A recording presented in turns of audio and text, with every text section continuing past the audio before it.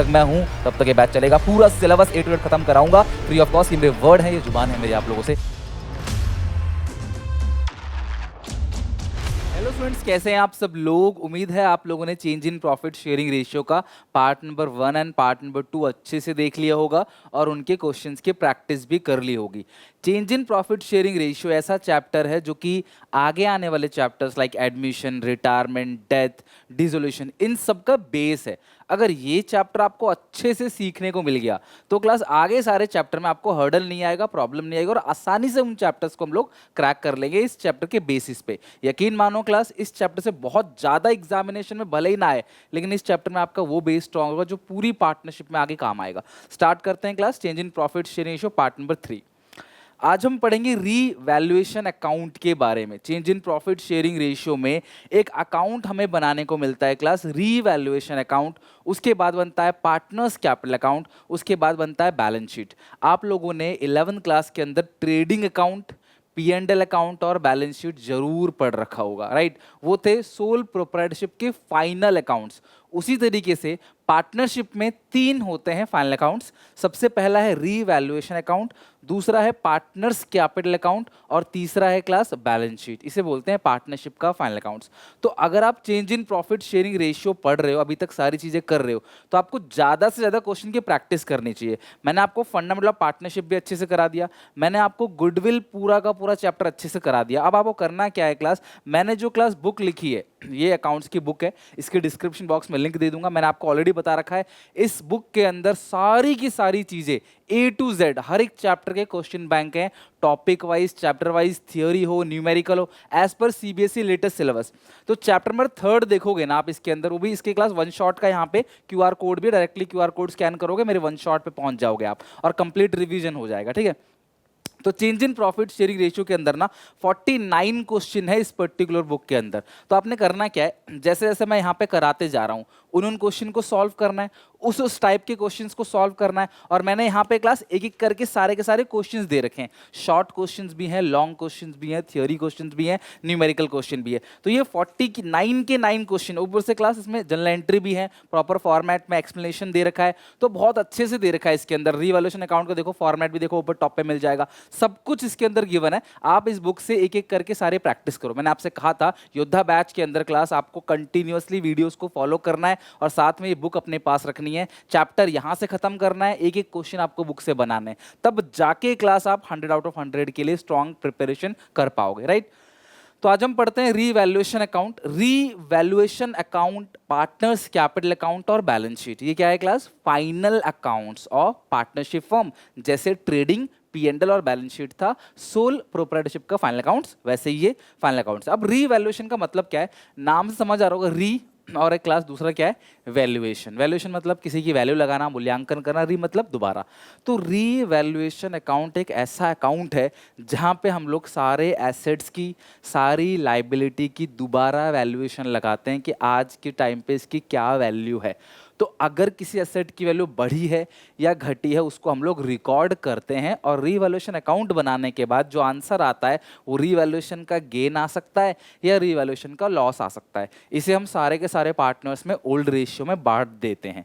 मेरी बात ध्यान समझना, रीवैल्यूएशन में जो भी गेन और जो भी लॉस आता है उसे हम ओल्ड पार्टनर्स में, यानी सारे के सारे पार्टनर्स में हम लोग इनकी ओल्ड रेशियो में बांट देते हैं, ठीक है? अब रीवैल्यूएशन अकाउंट बेसिकली एक अकाउंट है। अगर मैं इसका फॉर्मेट दिखाऊं तो ये रहा क्लास रीवैल्यूएशन अकाउंट। यहाँ पे ये है क्लास क्रेडिट साइड और ये है डेबिट साइड। अगर मैं इसके नेचर की बात करूं तो रीवैल्यूएशन अकाउंट का जो नेचर है ये नॉमिनल अकाउंट का नेचर है, ठीक है? इसका दूसरा नाम होता है profit and loss adjustment account भी कहते हैं इसको, ठीक है? Profit and loss adjustments account या रीवैल्यूएशन अकाउंट। एक्चुअली क्या है, पार्टनरशिप का रूल क्या है, जब भी change in profit sharing ratio होगा या एडमिशन होगा या रिटायरमेंट होगा या डेथ होगा, ध्यान सुनना, change in profit sharing ratio, admission, retirement, death या अमालगमेशन जो कि हमारे सिलेबस का पार्ट नहीं है, इन सभी केसेस में आपको रीवैल्यूएशन अकाउंट बनाना कंपलसरी है। आपको रीवैल्यूएशन अकाउंट बनाना ही पड़ेगा। तो ये कुछ ऐसा अकाउंट होता है, इसको बोलते हैं रीवैल्यूएशन अकाउंट। बेटा मेरी बात ध्यान समझना, एडमिशन, रिटायरमेंट, डेथ, सभी चैप्टर में रीवैल्यूएशन अकाउंट आएगा।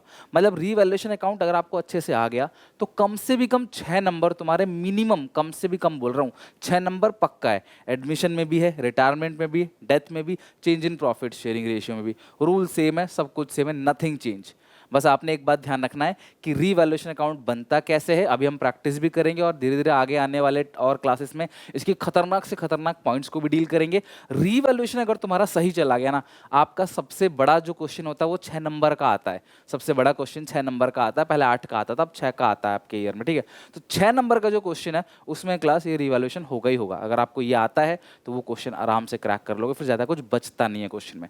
तो ये डेबिट साइड जो है, ये घाटा, देखो सुनो, जब भी तुम्हें घाटा हो, जब भी तुम्हें नुकसान होगा, तुम क्लास डेबिट साइड रिकॉर्ड करोगे। अब तुम इतने समझदार तो हो क्लास 12th में आके कि तुम्हें जान सको कि मेरा नुकसान है या मेरा फायदा है। और जब भी तुम्हें फायदा होगा तो ये फायदा तुम रिकॉर्ड करोगे क्लास किस साइड, क्रेडिट। घाटा डेबिट, फायदा क्रेडिट, ठीक है। अब सुनो, अब घाटा कब होगा, घाटा कब होगा, जब क्लास घाटा तब होगा जब decrease in value of assets. अगर आपके एसेट्स की वैल्यू कम हो जाए, land, building, plant, machinery, stock, debtor, अगर इनकी वैल्यू कम हो जाएगी, अगर इनकी वैल्यू कम हो जाएगी तो नुकसान है, ठीक है। तो टू डिक्रीज इन एसेट्स, तो एसेट्स की वैल्यू में अगर गिरावट आती है तो भैया ये नुकसान है, decrease in the value of asset. और अगर असेट की वैल्यू बढ़ जाती है, मेरे लैंड, बिल्डिंग, प्लांट, मशीनरी, इनकी वैल्यू बढ़ेगी तो फायदा क्रेडिट। तो decrease in value of asset debit, increase in value of asset credit. तो अगर 1 लाख की मशीनरी कल को 1,25,000 की हो जाती तो 25,000 रुपए आप क्रेडिट साइड दिखाओगे, ठीक है। ध्यान रखना, 25,000 रुपए ही दिखाओगे क्रेडिट साइड। तो जितनी वैल्यू बढ़ी है या जितनी वैल्यू घटी है, सिर्फ उसको यहां दिखाना है। 1 लाख की चीज 80,000 की हो गई तो 20,000 का नुकसान हो गया, तो 20,000 रुपए इधर दिखाना है, ओनली 20,000। यानी कि रीवैल्यूएशन अकाउंट में एसेट्स और लायबिलिटी में जो चेंज आया है हम सिर्फ उसको रिकॉर्ड करेंगे। और क्योंकि ये नॉमिनल नेचर का अकाउंट है तो debit all expense and losses, credit all income and gain, ठीक है। तो असेट की वैल्यू बढ़ेगी तो फायदा क्रेडिट, घटेगी तो घाटा डेबिट। उसी तरीके से मेरे लायबिलिटी, कर्जदार जिनका मैंने उधार ले रखा है, जिनसे माल खरीदा है, जिनसे लोन लिया हुआ है, या जिनका पुराना खर्चा अभी तक, एक्सपेंस अभी तक मैंने पे नहीं किया, राइट। तो वो सारे के सारे, अगर वो लायबिलिटी बढ़ेगा तो नुकसान घाटा, टू इंक्रीज इन लायबिलिटी इधर। और अगर वो लायबिलिटी कम हो गया तो फायदा। अगर मेरे कर्जदार कम हो गए, मान लो मुझे किसी को 1 लाख देने थे, वो कहता है नहीं भैया 80,000 ही दे दो, तो मेरा फायदा हो गया, तो डिक्रीज इन लायबिलिटी क्रेडिट, ठीक है। कुछ ऐसी एसेट्स होती हैं, मान लो हम पहले उसको लिखना भूल गए थे, लाइक मेरे एक बुक के अंदर 50 रुपए का नोट पड़ा हुआ था और मैं भूल गया था। अब मुझे बाद में 6-7 महीने बाद देखा मैंने, अचानक से मुझे मिलता है, तो मुझे खुशी होगी कि नहीं होगी? पैसे मेरे हैं फिर भी मुझे खुशी होगी, क्यों? क्योंकि मैं उसको भूले बैठा था, वो मेरे को नॉलेज में नहीं था कि वो मेरी एसेट है, लेकिन मुझे मिल गई। तो फिर unrecorded asset, by unrecorded asset, तो अनरिकॉर्डेड एसेट क्या है क्लास? फायदा। और उसी तरीके से अनरिकॉर्डेड लाइबिलिटी क्या है क्लास? आपका नुकसान। अचानक से आपने किसी उधार लिया था और आप भूल गए थे लौटाना, अब वो आपको फोन कर रहा है, भैया उधार लिया था आपने 1 साल पहले, तो टेंशन हो जाएगी, हाँ यार देना पड़ेगा। तो ये नुकसान का फील कराता है, घाटा फील कराता है, ठीक है। तो एसेट्स की वैल्यू बढ़ेगी फायदा, घटेगी घाटा। लायबिलिटी बढ़ेगा तो नुकसान और घटेगा तो फायदा हो गया। और अनरिकॉर्डेड एसेट फायदा क्रेडिट, अनरिकॉर्डेड लायबिलिटी घाटा डेबिट। अगर क्रेडिट साइड बड़ी है, फायदे की साइड बड़ी है, घाटे की साइड छोटी है, तो इधर जो बैलेंस बचेगा, बैलेंसिंग फिगर, वो रिवैल्यूएशन गेन होगा। जनरली इसे हम बार बार नहीं बनाते, हर साल नहीं बनाते क्लास। जब कोई पार्टनर एडमिट होता है, रिटायर होता है, डेथ होता है, change in profit sharing ratio होता है, बिजनेस को बेच रहे हैं, अमालगमेशन हो रहा है, तब रिवैल्यूएशन अकाउंट बनाया जाता है। तो ये इसीलिए क्लास प्रॉफिट नहीं लिखा, ये हमारा धंधा नहीं है, ये हमारा रेगुलर कोर्स ऑफ एक्शन नहीं है, हम यही काम नहीं करते, इसीलिए क्लास यहाँ गेन लिखा है। और अगर फिक्स मेथड है तो ये गेन करंट अकाउंट में जाएगा, फ्लक्चुएटिंग है तो कैपिटल, कुछ नहीं लिखा रहता तो हम फ्लक्चुएटिंग मानते हैं, तब हम कैपिटल में भेजेंगे। और अगर ये साइड बड़ी है, ये साइड छोटी है, तो इधर जो भी बैलेंस दिखेगा वो रिवैल्यूएशन लॉस दिखेगा, ये भी कहाँ जाएगा? पार्टनर्स के करंट या कैपिटल अकाउंट में, राइट। ये हो गया पूरा का पूरा आपका रिवैल्यूएशन अकाउंट। आई बात समझ? ये फॉर्मेट है। तो अब समझना बात को, यहाँ क्या लिखा हुआ है? Alter value, your new value या revise value will appear in new balance sheet. देखना समझना, ये रही क्लास, इसका कहने का मेरा मतलब क्या है, यहाँ पे देखना, एक ओल्ड बैलेंस शीट है, ओल्ड बैलेंस शीट, पिछले साल की बैलेंस शीट, इसमें असेट है 5 लाख की, ठीक है। असेट 20% से घट गया, ठीक है। तो जो नई बैलेंस शीट आएगी ना, जो नई वाली बैलेंस शीट हम लोग बनाएंगे, तो उसमें जो एसेट दिखेगा 5 लाख का 20% गिर गया, यानी कि 5 लाख का 20% 10 कितना होता है, 1 lakh.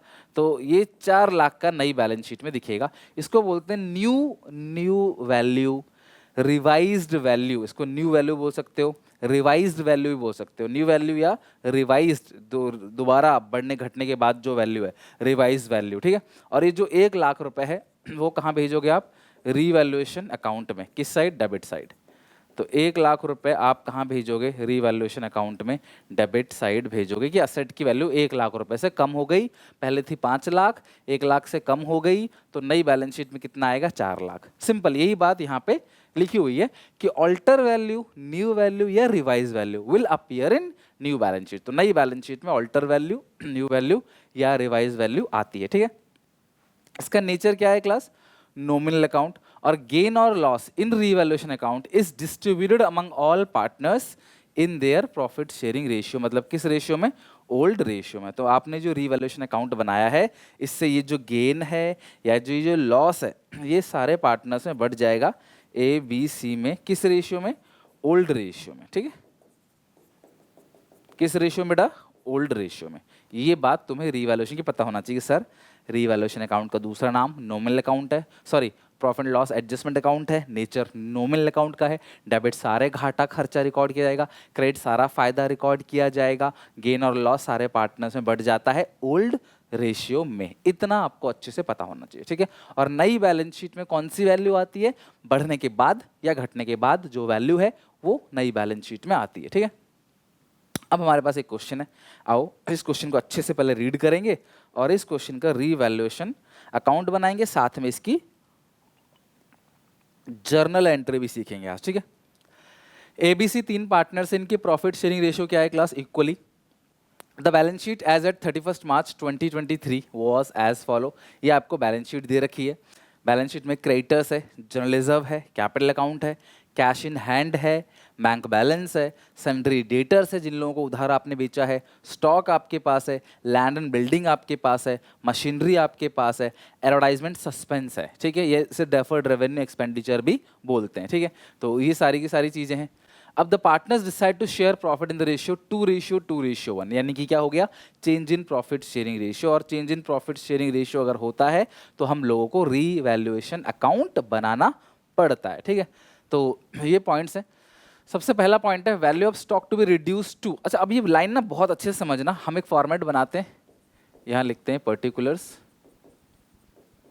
Debit amount revaluation account particulars amount credit, ठीक है। तो ये हो गया क्लास आपका रीवैल्यूएशन अकाउंट। इधर साइड सारा नुकसान, इधर साइड सारा फायदा रिकॉर्ड करेंगे। देखो कैसे बनाते हैं। सबसे पहला स्टॉक रिड्यूस टू, बेटा लाइन ध्यान से पढ़ना, टू का मतलब होता है तक। स्टॉक रिड्यूस टू 1,25,000, स्टॉक 1,25,000 रुपए तक जो है वो कम हो गया है। स्टॉक रिड्यूस टू 1,25,000, 1,25,000 तक। तो स्टॉक यहाँ पे है कितने का, 1,40,000 का है। और 1,25,000 तक कम हो गया, तो कितने से कम हुआ, सुनो मेरी बात, 1,40 का था और आज 1,25 रह गया है, तो 15,000 रुपए से स्टॉक की वैल्यू कम हो गई है। तो स्टॉक हम रीवैल्यूएशन अकाउंट में दिखाएंगे, घाटा हो गया टू स्टॉक, कितने से, 15,000। तो स्टॉक जो है वो 15,000 रुपए से कम हो गया। पहले था 140, अब 125 तक रह गया, टू रिड्यूस टू 125, तो 15,000 रुपए से स्टॉक की वैल्यू जो है वो क्लास कम हो गई है, ठीक है। Next point, the value of machinery to be reduce by, machinery की वैल्यू डिक्रीज हो गई, रिड्यूस हो गई। इसमें डेप्रीशिएट का मतलब घट जाना और एप्रिशिएट का मतलब बढ़ जाना। इंक्रीज मतलब बढ़ जाना, ब्रॉट अप मतलब बढ़ जाना, ब्रॉट डाउन, डिक्रीज, फॉल, सब घटना। तो डिक्रीज बाय 10%। मशीन की वैल्यू थी कितने की क्लास, मशीन थी 2,50,000, 10% से कम हो गया यानी 25,000 से कम हो गया, तो 25,000 का लग गया टू मशीनरी। मशीनरी की वैल्यू कम हो गई, नुकसान है ना, हमारी सारी एसेट्स की वैल्यू कम हो रही है, स्टॉक की वैल्यू कम हो रही है, मशीन की वैल्यू कम हो रही है, तो ये नुकसान है। और नुकसान रिवैल्यूएशन में कहाँ दिखाओगे आप, डेबिट साइड, ठीक है। तो 10% से घट गया, जो था कितने है क्लास, 2.5 लाख का, जो 10% बनेगा वो कितना बनेगा, 25,000। तो 2.5 लाख की मशीन थी और 10% से वैल्यू घट गया है तो 2,25,000 रुपये आप नई बैलेंस शीट में दिखाओगे, 2,25,000। ठीक है। Next, land and building appreciated by 60। देखो बाई लिखा है, बाई का मतलब डायरेक्ट से, द्वारा से। 62,000 से लैंड बिल्डिंग एप्रिशिएट बढ़ गया है, फायदा हो गया, फायदा यहाँ पे क्रेडिट साइड 62,000। और आपको पता है जो मार्किंग होती है वो एग्जामिनेशन में कैसे होती है, जितने पॉइंट सही है, ये सही है इसके नंबर मिलेंगे, ये सही लिखा है स्टॉक इसके नंबर मिलेंगे, अगर मशीन गलत है उसके नंबर कटेंगे। तो जितने पॉइंट्स सही होंगे उतने नंबर आपको मिलते हैं। ऐसा नहीं कि एक पॉइंट कट हो गया तो नंबर मिलेगा नहीं, हर एक पॉइंट के नंबर हैं, जितने सही उतने नंबर। Provision for doubtful debt is to made 5% data. सुनो मेरी बात, डेटर्स कौन होते हैं, जिन लोगों को उधार सामान बेचा है। सर सन्ड्री डेटर्स कौन होते हैं क्लास, अगर बहुत सारे लोगों को आपने उधार बेचा है, सबका नाम इकट्ठे तो नहीं ले सकते, तो सबको मिला के क्या बोल देते हैं, सन्ड्री, सन्ड्री डेटर्स। तो आपने जिन लोगों को उधार बेचा है, आपको डाउट लग रहा है ऐसा कि भाई 5% पैसा डूब सकता है, इसीलिए हम पहले से एक प्रोविजन बना लेंगे। क्लास 11th में आपको पढ़ाया हुआ है मैंने प्रोविजंस एंड रिजर्व। तो प्रोविजन क्या होता है, आने वाला कोई नुकसान अगर आपको लग रहा है होने वाला है तो आप पहले से पैसे जोड़ के रखते हो ताकि झटका न लगे जब नुकसान हो, उसको हम लोग क्या बोलते हैं क्लास, प्रोविजन। तो आप अगर देखोगे यहाँ पे जो प्रोविजन आपको दिख रहा है वो 5% है, यानी कि आपको लग रहा है कि जिन लोगों को उधार बेचा वो भाग जाएंगे और 5% पैसा हमें कम मिलेगा। और ये हमको कैसे पता चलता है, हमारे पास्ट एक्सपीरियंस के हिसाब से, या फिर कोई न्यूज़ मिलती है, कोई दिवाला हो गया या कुछ भी हमें पता चलता है, माल खराब था हमारा या जो भी है, तो 5% कम मिलेगा। तो डेटर्स कितने के हैं यहाँ पे, डेटर्स 80,000, तो 5% 4,000 ही नुकसान ही तो है, आपको 5% कम मिलेगा और आप पहले से प्रोविजन बना रहे हो, प्रोविजन फॉर डाउटफुल डेट्स। तो आपको डाउट लग रहा है तो ये भी नुकसान है, ये एक तरीके से। अगर आपको लग रहा है कि कल को पैसा डूब सकता है तो मान लो कि पैसा डूब गया, अकाउंटिंग ऐसे ही की जाती है, अगर आपको लग रहा है पैसा डूब सकता है तो अज्यूम करो कि पैसा डूब ही गया। तो ये हो गया प्रोविजन फॉर डाउटफुल डेट, कितना 4,000। तो अगर आप देखो सारे पॉइंट्स हमने पढ़ लिए। ए वॉज टू कैरी, जो ए है क्लास यहाँ पे ए, उसको कैरी करना है रिकॉन्स्टिट्यूशन ऑफ फर्म, मतलब उसको सारा काम धाम कराना है, उसको जाके एसेट्स की दोबारा वैल्यूएशन करानी है, जिसके लिए उसको 10,000 रुपये दिया जाएगा, तो ये भी नुकसान है। टू ए, आप ए को 10,000 रुपये दे रहे हो, ए से बोल रहे हो भाई देख सारी की सारी एसेट की, अब कौन कराएगा, सारी बिल्डिंग पहले कितने की थी अब कितने की है, ये सब वैल्यूएशन कौन कराएगा, अपने आप थोड़ी अंदाजे से बता दो कि बिल्डिंग कितने की है, किसी बुलाना पड़ेगा, आर्किटेक्ट को, बिल्डर को, किसी ना किसी को बुलाना पड़ेगा जो रियल एस्टेट में है, जो उसकी वैल्यू बताएगा, इंजीनियर को बुलाना पड़ेगा जो मशीन की वैल्यू बताएगा, तो उसमें खर्चा आता है। तो आपने ए को जिम्मा दिया था कि ए भाई तू संभाल ले, तो ए को 10,000 रुपये दे दिया। तो अगर आप टोटल करोगे यहाँ पे ये हो गया 62,000, ये हो गया 62,000, 62,000 माइनस 15 माइनस 25 माइनस 4 सॉरी 8,000 रुपये आ गया। तो ये 8,000 रुपये इधर आया है, इसलिए क्या गेन होगा, to revaluation gain transfer to capital account, कुछ लिखा नहीं तो कैपिटल अकाउंट ही होगा, ए बी सी। और इस क्वेश्चन में ए बी सी की जो रेशियो थी ओल्ड रेशियो, उसमें बांटोगे आप, न्यू में नहीं, ओल्ड रेशियो में। तो ओल्ड रेशियो कितनी है क्लास यहाँ पे, इक्वल है, तो आपने 8,000 को इक्वली बांटना है। 8,000 ही होगा ना, एक बार चेक कर लेते हैं दोबारा, 8,000 है, इक्वली बांटो, 3 से डिवाइड दे दो, तो 2,667 2,667 2,666, ठीक है। 1 रुपये कम दे दिया सी को ताकि बराबर आ जाए, 7 7 टू 14 प्लस 6 20, ठीक है, 0 आ जाएगा, 2 यहाँ आ जाएगा, 18 2 20, 0 2, और ये पूरा का पूरा 8,000 आ जाएगा, ठीक है। इस तरीके से आपको रीवैल्यूएशन अकाउंट बनाना होता है। आई होप आप रीवैल्यूएशन अकाउंट सीख गए। अब तुम्हें अलग अलग क्वेश्चन में कुछ अलग अलग पॉइंट्स मिलेंगे, उनकी हम प्रैक्टिस करेंगे, चेंज इन पीएसआर में भी, एडमिशन में भी, रिटायरमेंट में भी, डेथ में भी, तो अच्छे से हमारा बन जाएगा। बट ऑलमोस्ट यही मुद्दा है, उम्मीद है आपको आसान लगा होगा, ठीक है। अब इसकी जनरल एंट्री की बात करते हैं। सुनो, रीवैल्यूएशन अकाउंट, आप ध्यान रखना, जब भी हम रीवैल्यूएशन अकाउंट बनाते हैं तो नई वाली बैलेंस शीट में कौन सी वैल्यू आती है, revised value, new value, alter value, बढ़ने के बाद की वैल्यू, घटने के बाद की वैल्यू, करंट मार्केट वैल्यू नई बैलेंस शीट में आती है, ठीक है। हमने अकाउंट बनाया। अब जब भी तुम्हें आज से, सब लोग ध्यान रखना, रीवैल्यूएशन की जर्नल एंट्री पूछी जाएगी, कभी भी तुमसे कोई भी रीवैल्यूएशन की जर्नल एंट्री पूछता है तो आप ध्यान रखना रीवैल्यूएशन की हमेशा 3 जर्नल एंट्री होती है। रीवैल्यूएशन अकाउंट की कितनी जर्नल एंट्री होती है बेटा? हमेशा ध्यान रखना रीवैल्यूएशन अकाउंट की 3 जर्नल एंट्री होती है। ओनली 3 जर्नल एंट्रीज हमेशा रीवैल्यूएशन की। किसकी? कैसे कैसे? सबसे पहला, डेबिट साइड की जितनी भी चीजें हैं उनकी एक ही एंट्री करोगे। दूसरा, क्रेडिट साइड की जितनी भी चीजें हैं उनकी एक ही एंट्री करोगे। तीसरा, या तो गेन होगा या तो लॉस होगा, उसकी एक एंट्री करोगे। कई बार 2 ही एंट्री होती है, लाइक डेबिट साइड है, क्रेडिट साइड कुछ है ही नहीं मान लो, तो एक इसका, एक गेन या लॉस जो भी बनेगा उसका एंट्री होगा। या क्रेडिट साइड है, डेबिट साइड नहीं है कुछ भी, और गेन और लॉस जो भी आ रहा है, ठीक है, गेन ही आएगा, तो उसमें भी क्लास आपको 2 ही एंट्री बनेगी। बट 3, एक डेबिट के आइटम की, एक क्रेडिट के आइटम की, एक गेन या लॉस की, बस ये 3 एंट्री करने। कैसे? ध्यान से सुनना सारे बच्चे, बिकॉज तुम्हें जर्नल एंट्री रट्टा नहीं मारना, समझना है। Revaluation account debit, to stock, to machine, to PFDD, to A, तो एंट्री क्या करोगे? रीवैल्यूएशन अकाउंट डेबिट, पहले एंट्री रीवैल्यूएशन अकाउंट डेबिट, ठीक है, 2 करके लिख दो जितनी भी चीजें थी, ठीक है। 2A में तो 10,000 था मुझे याद है, बाकी to stock machine PFDD, to stock, to machinery, to PFDD. तो स्टॉक कितने का है क्लास? यहाँ नहीं, स्टॉक कितने का है? स्टॉक 15, 25, 4, 15, 25, 4,000। टोटल टोटल कितना बनेगा? 40, 50, 54,000, ठीक है। ये पहले एंट्री हो गई। इधर साइड जितनी भी चीजें होंगी ना, इस साइड, इस तरफ, उसकी आपने एक एंट्री पास कर देनी है। 2 लिखा हुआ है तो रिवॉल्यूशन, 2 स्टॉक, 2 मशीन, 2 पीएफडी, 2 ए। अब क्रेडिट साइड जितनी भी चीजें हैं उसकी एक ही एंट्री पास करोगे, like land and building debit, 2 revolution, तो आप एंट्री क्या पास करोगे? Land and building account debit, दूसरी एंट्री। नरेशन क्या लिखोगे? Land and building account debit, land and building account debit,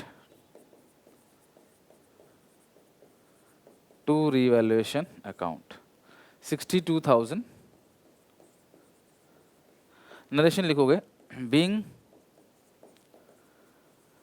assets are revalued,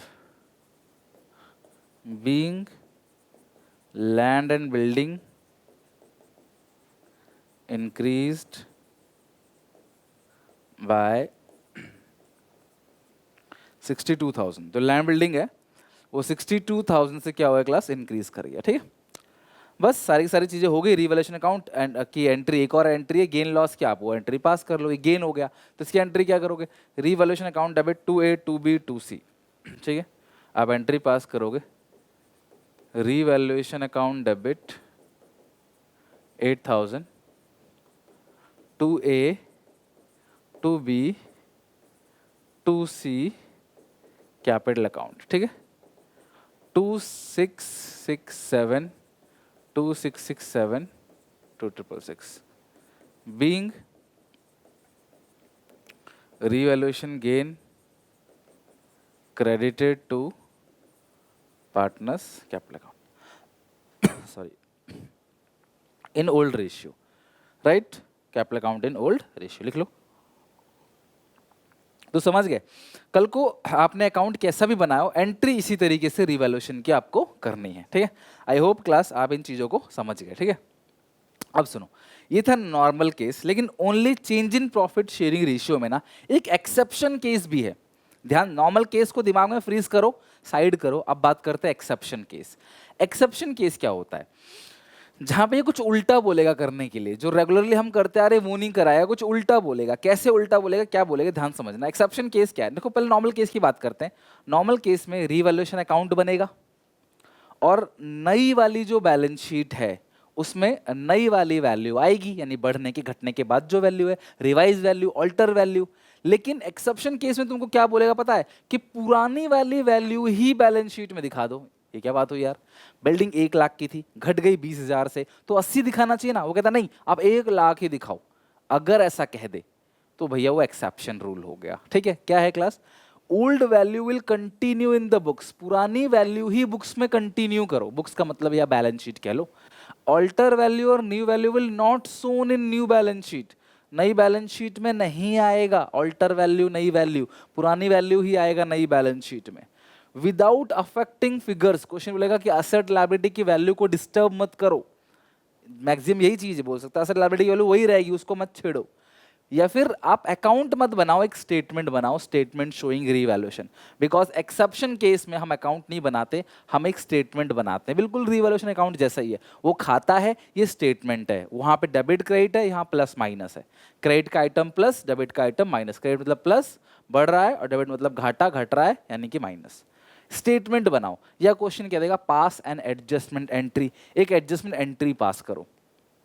तो अगर एक्सेप्शन केस आ गया, हमें दो काम करना है, ध्यान समझना, कॉपी में लिखते चलो, ये सब भी लिखते चलो, ठीक है। अगर एक्सेप्शन केस आ गया, हमें दो काम करना है। पहला, हमें एक स्टेटमेंट बनाना पड़ेगा, स्टेटमेंट शोइंग रीवैल्यूएशन, और गेन और लॉस जो भी आए, हमें गेन और लॉस जो भी आए उसकी एक जर्नल एंट्री पास करनी पड़ेगी। मैं रिपीट कर रहा हूं, नॉर्मल केस में आप रीवैल्यूएशन अकाउंट बनाते हो और नई बैलेंस शीट में रीवैल्यूएशन का जो असेट लायबिलिटी की नई वैल्यू है वो दिखाते हो। लेकिन अगर तुमसे क्वेश्चन कह दे कि ओल्ड वैल्यूएबल बुक्स में कंटिन्यू करो, तो क्लास तुम्हें दो काम करना पड़ेगा। पहला, स्टेटमेंट शोइंग रीवैल्यूएशन, फिर तुम्हें अकाउंट नहीं बनाना, रीवैल्यूएशन को गेन लॉस को पार्टनर्स के कैपिटल अकाउंट में नहीं भेजना, सिर्फ क्लास तुम्हें एक जर्नल एंट्री पास करनी पड़ेगी, ओनली एक। क्या, ध्यान समझना, अगर रीवैल्यूएशन गेन है तो तुम्हें क्या एंट्री पास करनी है, gaining to sacrificing, gaining partners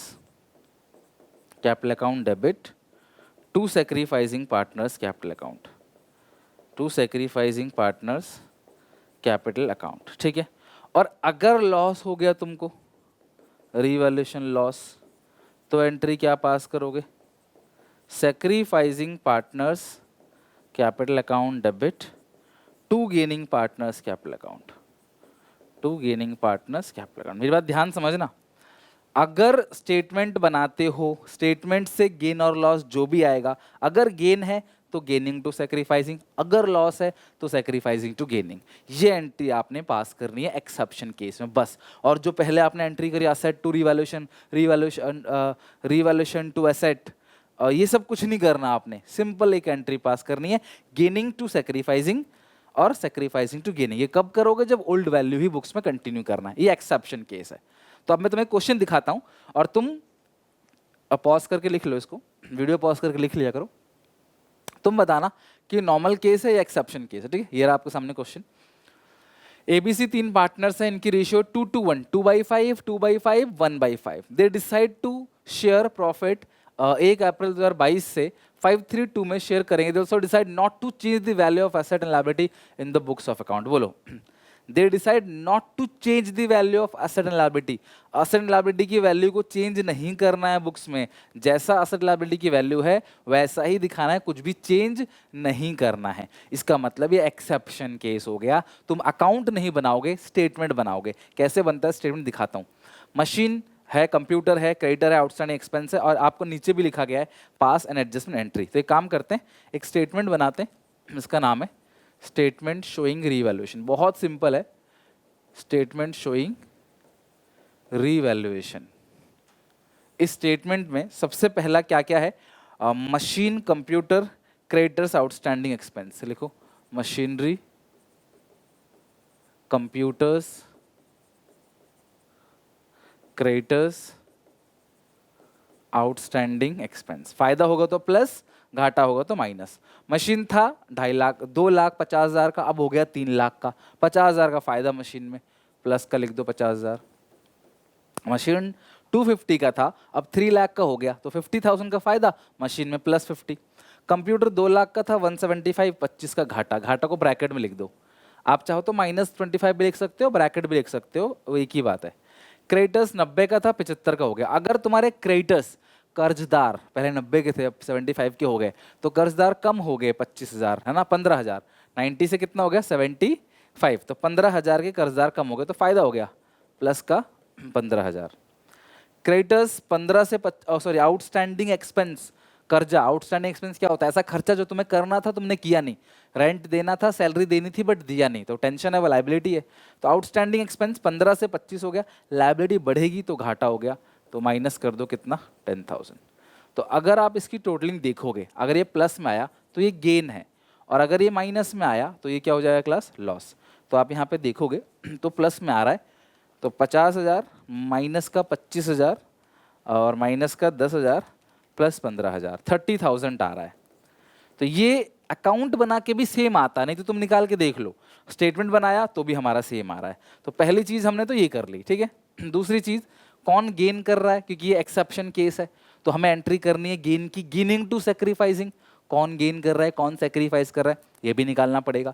तो हम सेक्रीफाइसिंग रेशियो का फॉर्मूला लगाते हैं, old ratio minus new ratio, और देखते हैं कौन गेन कौन से। ABC 2:1 ओल्ड रेशियो है, ABC 2:1 ओल्ड रेशियो है, माइनस करेंगे न्यू, न्यू कितना है क्लास यहाँ पे, 532, न्यू है 5/10, 3/10, 2/10, तो एलसीएम आएगा 10, 5 2 जा 10, 2 2 जा 4 माइनस 5 माइनस 1/10, यानी कि गेन। अगर तुम्हारा सेक्रीफाइसिंग रेशियो माइनस में है, इट मीन्स गेन कर रहा है पार्टनर।